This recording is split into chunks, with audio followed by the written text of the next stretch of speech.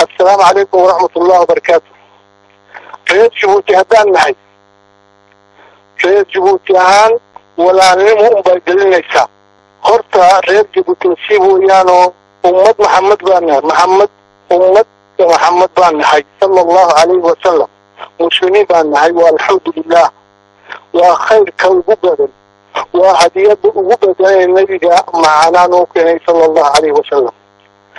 kolkaa midnimadii ugu horreysay diinkii baan ku haysanaa. tan labaad wadanimaan ku leenahay aan wada wadaagayno. ta saddexaadna isku dan baan nahay.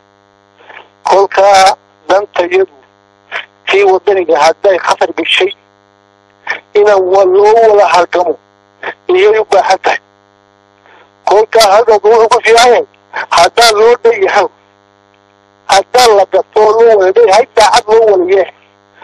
kolkaa ARD haddaan nahay, EDC haddaan nahay, ARD haddaan nahay, iyaadee dhexdii baan ku wada halgamaynaa. waxaan idinka rabnaa inaad nagu garab kacdiin. haddaad isku wada tihiin wax badan baad karaysin oo dhibaatadiina haysada way ka bixi karaysin.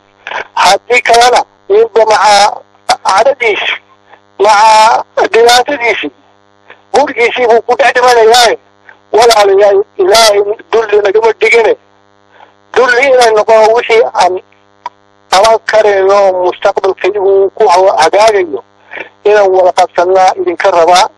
ilaahayna wuu naga daray haddaad gudatiin soon iyo salaad iyo duca haddaad u jeesatiin oo kii ilaahay haddaad ka baxdiin kiina ilaahay wuuna la qabanaya insha allah. ramadaan kariim. assalaamu calaykum waraxmatullahi wabarakatu.